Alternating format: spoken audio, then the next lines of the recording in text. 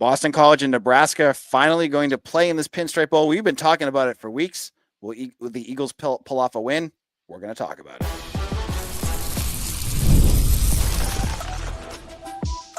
You are Locked On Boston College, your daily podcast on the Boston College Eagles.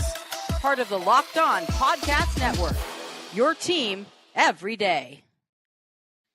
Hello, everyone, and welcome. This is Locked On Boston College, your team every day. I'm your host, AJ Black. Today's episode is brought to you by FanDuel. Make every moment more with FanDuel. The playoffs are here, but it's not too late to get on the regular season action with FanDuel, because right now new customers can finish with a strong season with $250 in bonus bets if your first $5 bet wins.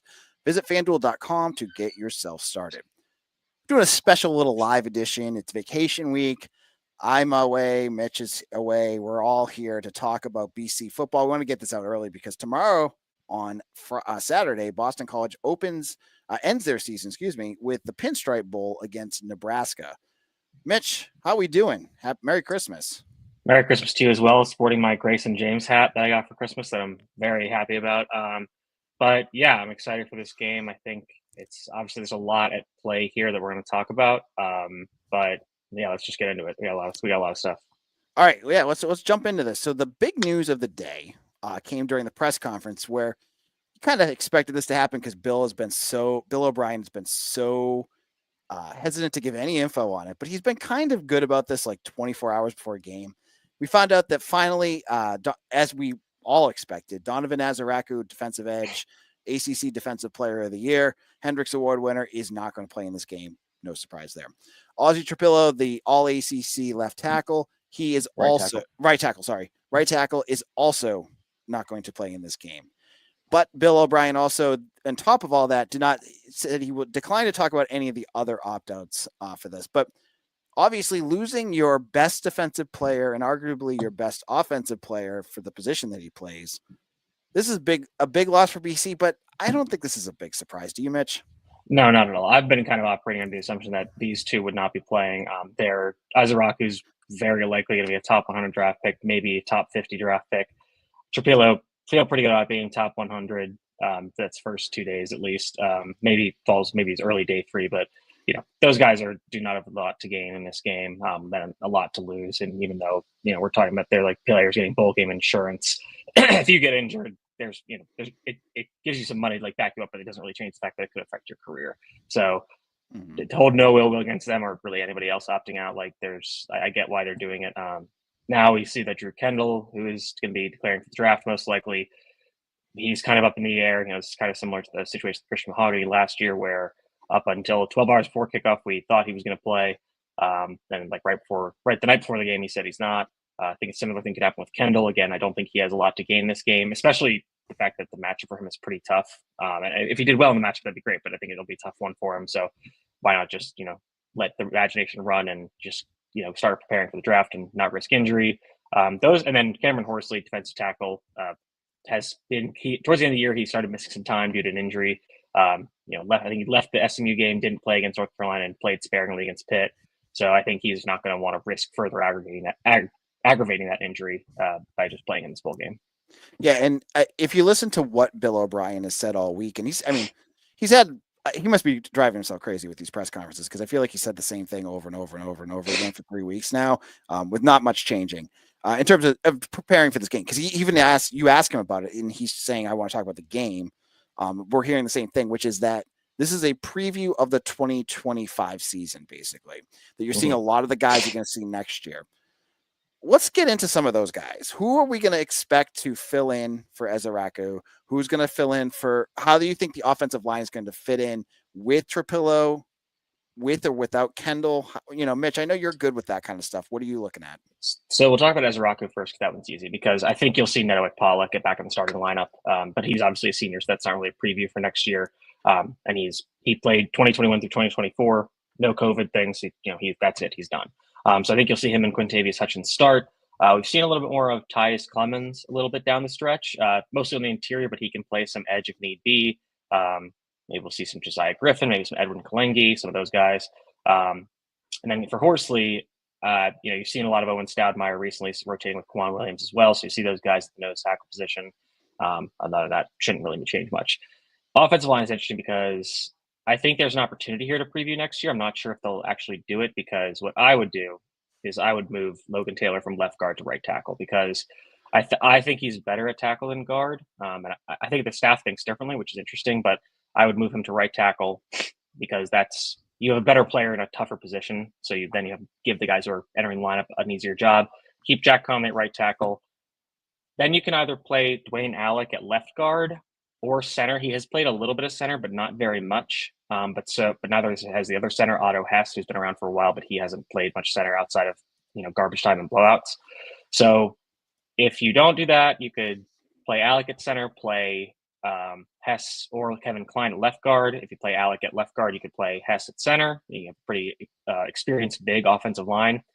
If you want to keep Taylor at guard, and then this is where I would say I don't love this idea, because then you got Taylor at left guard, maybe Alec at center, and then at right tackle you might have Kevin Klein.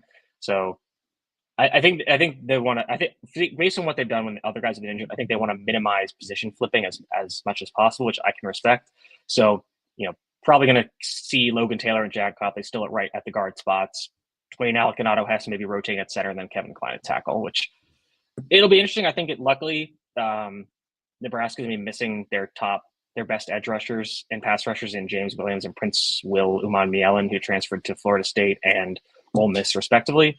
So I think they kind of got lucky there, but again, we're going to be seeing guys who have been backups for a reason, and you're downgrading from 2 all ACC first team players to guys who were backups. So there's going to be a bit of a struggle there no matter what. Now, if you were to look at the opt-outs, and people that are just not playing, whether it's transfer portal or opt-outs, just players that's not playing in this game, who do you think has been hit? I mean, obviously when you look at Donovan and Ezeiruaku, that's a tough loss for BC, but I look at Nebraska and they've gotten hammered in the transfer portal, and they've lost. I think losing basically almost all of your defensive coaches is a big loss as well. If you were to just if you're to kind of gauge this, who do you think got hit harder going into this? I think if you just do players, it's BC, just because you're losing 2 or 3, actually 4 really good all ACC level players who were integral to what BC was doing well, which was running the ball and getting after the passer, creating turnovers, and stopping the run with. Actually, that was really what Corsi and Ezeiruaku were great at, stopping the run. So, and in a game where there could be some bad weather, that could play a major role. But I do think that if you kind of tack on the coaching changes for Nebraska, I think that makes it about even, because and also they lost their starting running back, or not their starting, but their leading rusher to the portal. He's going to Kentucky. I think and then they lost a lot on defensive line, especially in pass rush, which is something they were pretty good at this year, so that hurts them. And now they're going to have to just kind of rely on Dylan Raiola to make plays in a game with bad weather. So I'd say it's pretty even with when you include coaching them, losing Tony White and Terrence Knighton to the same jobs at Florida State.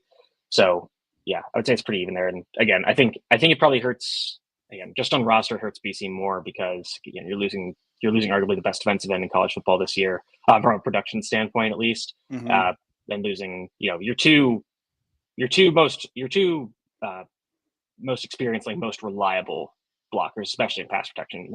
So that's huge. How are you feeling about the backups? Do you think? I mean, you can't just replace Ozzy. It's like next man up, mentality. But it's, to put it bluntly, this is when you're going in NCAA. You go from a guy who's a 90 to a 75. There's going to be a drop off in play no matter what. But I think Kevin Klein has played a little bit better in the last few weeks where he had to go in the lineup at tackle. So that's been encouraging.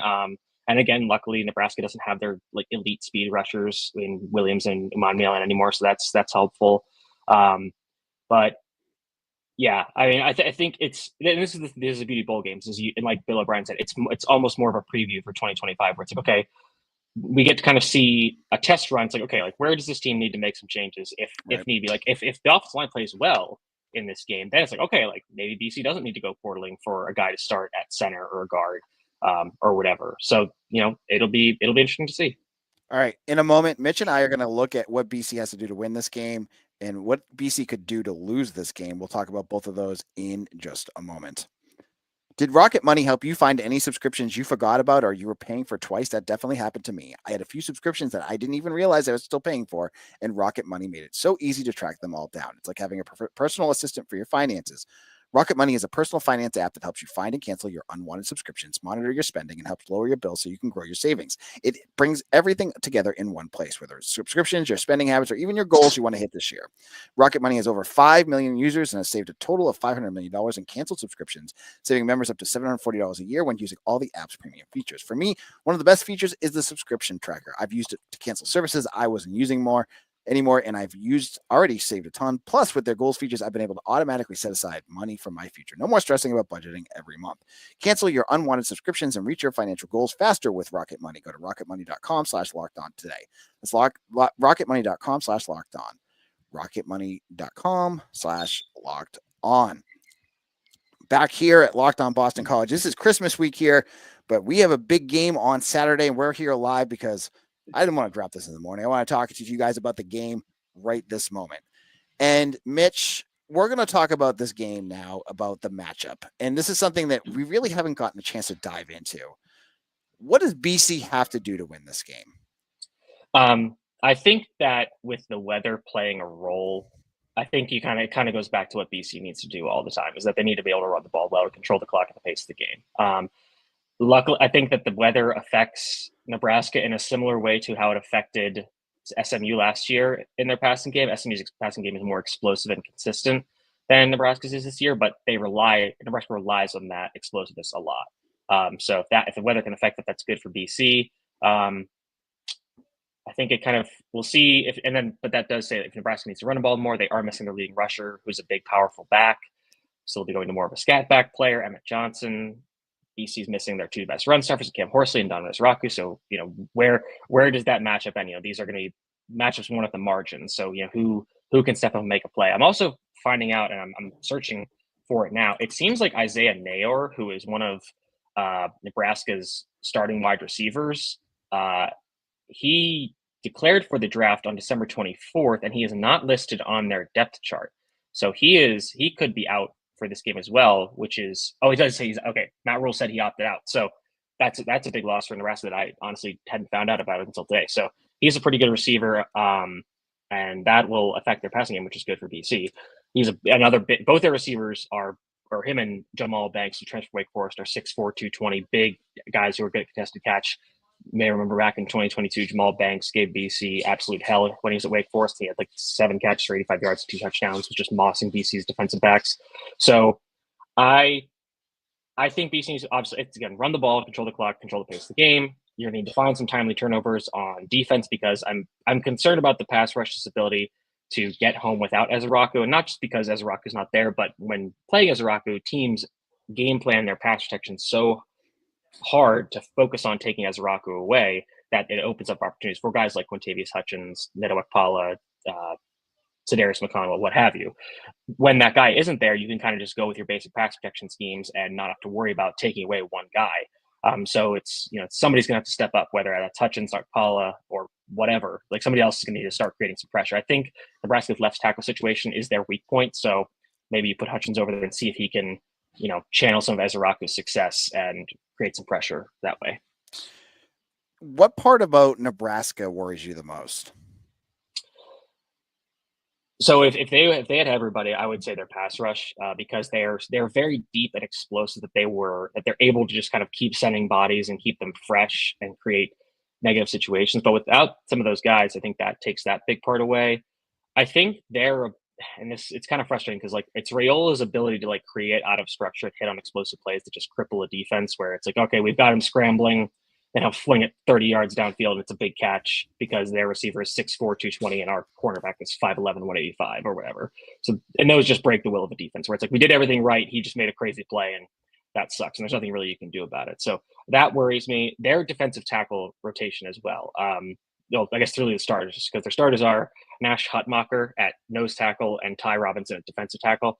Hutmacher is 6'4", 310, and he actually wrestled for Nebraska this last year in the offseason. He dropped 30 pounds to get down to their weight class, and he was a pretty good wrestler. He was a multiple-time state champion in high school, so he's a very good nose tackle.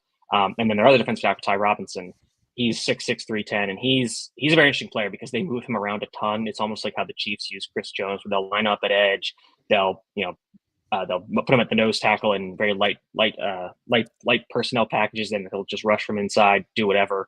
He's a really good player. So those two guys, with BC having some backup offensive linemen, how can those backups play against this pair of really good, experienced defensive linemen? Because they're both, I think they're 5th and 6th years, Huttenmacher and Robinson, respectively. Now, there's a chance they both opt out, but given that Nebraska hasn't been to a bowl in 8 years and this is their first time getting back to one, I kind of imagine those guys who have been there a while and suffered through some of those terrible years they had, I imagine they're going to want this opportunity to play in what will likely be their last game for the Cornhuskers. Okay. Now, what BC has left, the players that they continue to play with, what makes you excited about their potential in this game? Like, is there something that they're going to be able to still do well that you're looking at going, I think this, even with these opt-outs, are going to be okay there? I think this is an interesting opportunity for Grayson James because, again, I don't think Nebraska's pass rush is as lethal as it once was. I think that he has shown the ability to take advantage of defenses when they are overly aggressive, trying to take away the run. He's hit on these big play action shots. He's been able to create a little bit outside of structure, scramble around, make 1 or 2 plays when he's outside the pocket. I think that's encouraging. That could be interesting. I think on defense, now that they are losing Isaiah Nair, that evens the playing field a little bit for BC's corners who are a bit inconsistent. And I think I'm very interested to see how Tim Lewis attacks this type of team because they're not as explosively passing as SMU, but they actually pass the ball more. It's a ton of screens in this offense, some RPOs, stuff like that. And then they take the occasional deep shot where Raiola just runs around for a little bit and flings it deep. So I'll be interested to see what he can do because every time I felt like Tim Lewis has approached the game and the opponent in the proper way. It's like, okay, I get your strategy, get the philosophy you're trying here. Sometimes it's like the Syracuse game where it's like, I see what you're doing. Sometimes you're going to give up big plays and you just kind of have to live with it when, guys make a great one-on-one play down the sideline or something. And I can respect that philosophy. So I'm interested to see what he does. And again, I think the battle in the trenches between BC's offensive line, which again is down a few players, and Nebraska's defensive line, which is down players that are better pass rushers than run defenders, will be very interesting. And again, I think that's going to be the deciding matchup in this game. All right. In a moment, Mitch and I are going to give our predictions for this game, and we'll talk about who we pick, and we'll give you our numbers and everything you want to know about that. We'll get into all that in just a moment.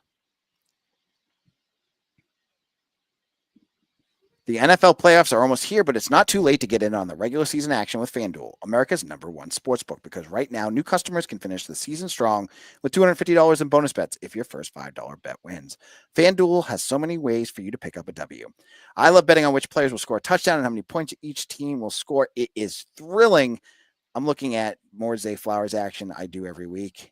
Anytime touchdowns, yards receiving in a game. You can go crazy with that. So just visit FanDuel.com to join today. That's FanDuel.com for your chance at $250 in bonus bets. Make every moment more of FanDuel, an official sportsbook partner of the NFL. Welcome back. This is Locked On BC. AJ Black here, joined by Mitch Wolfe. Before we get into this, I want to just go on a diatribe for a second. Mitch, you okay with that? Oh, yeah. Here we go. So I've seen a few people getting on Donovan Ezeiruaku and Ozzy Trapilo for opting out of this game. And I want to say, I cannot, in any fathom part of my brain, understand why anyone would criticize these two men or any guy who opts out of a bowl game. That's the Pinstripe Bowl, the Fenway Bowl, whatever bowl game it is. If you opt out of the Pop-Tart Bowl, I do have opinions about you. Exactly. How could you not want it? And that's the one. That's right. The only one where I'll get on you for opting out of a non-playoff bowl game, because how would you not want to be a part of that? Right.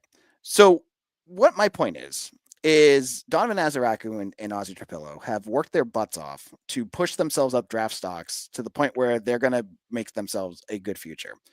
Ezeiruaku, before the end of last year, I mean, you could argue that he wasn't even on a draft board. Now he's looking at second, third round, potentially working his way into the first round if he has a great, whatever. He's going to make his money. For folks that want to criticize him for bailing on his team or quitting or whatever, how dare you?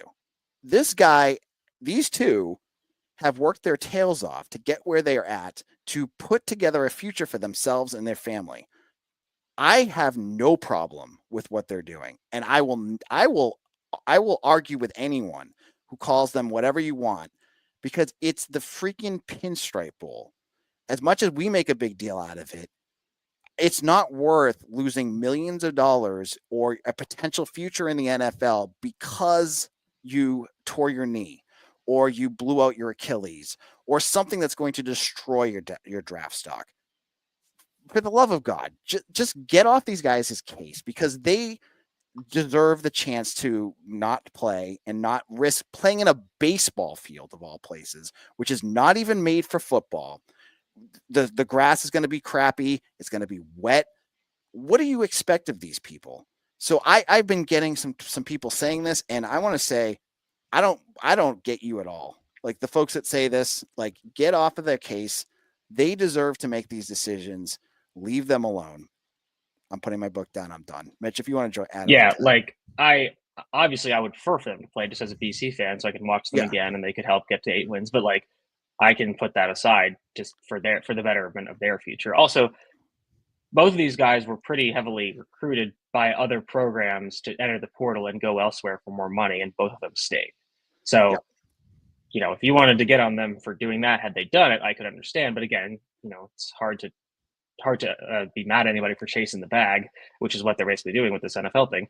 And they stayed loyal to BC, especially with a coaching change, getting recruited by, like, I think we know that Michigan and Penn State were interested in Trapilo and Ezeiruaku respectively, and possibly in both. Too. Ohio State, yeah, for Trapilo, definitely. So yeah, like, I don't like, and they stayed. And again, we talked about this, that BC does a really good job of using their NIL to retain players like these. This is why we haven't seen guys like these guys, Christian Mahogany, Zay Flowers. None of those guys have left. They've stayed and finished out the careers with BC, which is huge for this program. So yeah, I would love to see them play again. The game does not.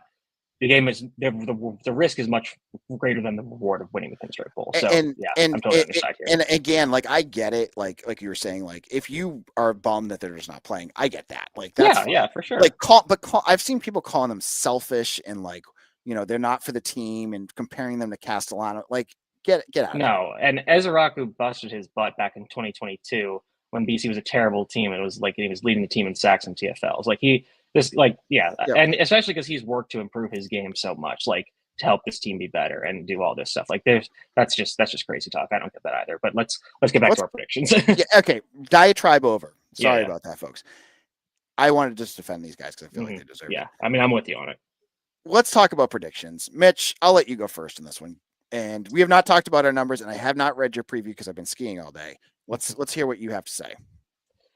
I think, first of all, smart money is on the under. I believe it's at 45.5. Poor rain. Offenses, like, BC has scored a good amount of points recently, but you got to factor in defensive scores and touchdowns that they've had in the past few weeks. So that bumps up the offense. Which is, it happens, but they're kind of fluky, so you don't want to rely on them. That said, poor weather could lead to some turnovers, and maybe one does get returned. But, generally you think that's just going to lead to fewer points because teams are going to turn over the ball and offenses are not going to move as well in poor weather, especially on a baseball field. I think Nebraska is in their 5 road games, which again, this is a neutral site, but they're on the road. The under has hit 4 of their 5 road games. And BC has been kind of, again, hitting the over because of those defensive scores, but they're going to want to run the ball, control the clock here. So I'm going to go with 21-17 BC. I think regardless of the final outcome, who wins, I think this game is going to be a 1-score game, no question. I would probably take BC. I think they're plus 3.5. So I think they keep this close. Obviously, there's still the looming specter of special teams in this game, which I'm sure is going to just kill BC and me in one way or another. But I think BC has enough to get through this game and win it. I think Nebraska finished the year losing 5 of the last 6. BC won 3 of their last 4. Again, the teams are a little bit different now, but I just like what they're doing more. And I think it translates better to the environs and what they're going to have to deal with. So 21-17 BC. Bill O'Brien all year has talked about teaching a team to win. I believe that's the term he keeps talking about. It's like, how do you get the 60 minutes? How do you win? All that kind of stuff. And I feel like, as you just mentioned, BC has learned how to win. Like, they've won 3 out of their last 4. They almost beat SMU, a playoff team. I think they have a lot of momentum. And yeah, I think losing Ezeiruaku is big.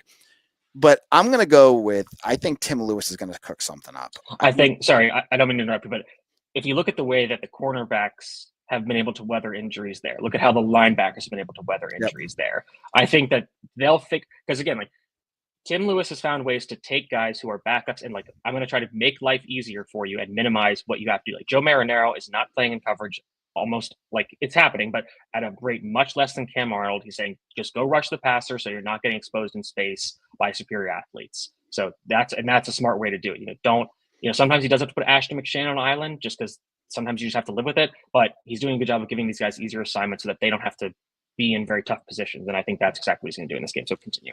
Yeah, exactly. Like, you're seeing guys that have just jumped up and they're buying into this culture. I have BC scoring a little bit more in this game. I think the way things are rolling with this offense and defense, I think Raiola, I feel like, could make some big plays, but I also think he's just like that kind of quarterback that BC has feasted on for turnovers this year. I feel like he can make some stupid plays that BC will just take advantage of. I get BC winning by 10. I get them winning 31-20. I just think they're rolling. Bill wants this game a lot. I think even without Ezeiruaku and Trapilo, I think there's enough talent there to win this. I like Grayson James in the running offense. I think they're going to be able to move the ball enough. And so I'm going to have them winning this one. All right, Mitch, we're going to wrap things up here. And I know both of us have busy days. It's vacation weeks for both of us. Neither of us are in New York. Unfortunately, I had a trip, as I've said before, I had a trip planned. I'm up in New Hampshire for the week. Mitch is back. You're back home. So tomorrow, I will be going live after the game to do a postcast on the Locked On Boston postcast. Mitch, what can people expect from you? We'll have the rewatches. I've already asked my film guy about getting the tape for the game as soon as possible after. If it goes well, I'll be around. Maybe I could hop on the postcast and we can celebrate. Or if it goes really badly and there's another missed extra point that breaks my heart, I'll get on and I'll scream and rant about it because I'm just. I think, again, this third time is the charm in this game. Like, I think it has to finally break BC's way here. And if it doesn't, I'll be really, really, really, really sad. Before we head out, I want to shout out Mike Knoll, who's been he follows me on Twitter. He follows this podcast. So you probably listen to this. Shout out, man. You've got a great sense of humor. I don't think I could have this to be able to joke about that. You're great. And we all love you. So, turn into a good punter. Turn into a very solid punter in the following years. And hopefully BC that we would kill for right now. BC's going to win it for tomorrow, so we can vanquish the ghosts of 2014 and not talk about that anymore. And so that's what we're hoping for here. We're not going to talk about the ice game in 2017, the poor Mike Knoll game in 2014. This will be the Steve Young take the monkey off my back clip. That's what this is going to be. Exactly. For Mitch, this is AJ. Follow me on Twitter at AJBlack247, and I'll see you all again soon for another episode of Locked On Boston College, your team every day.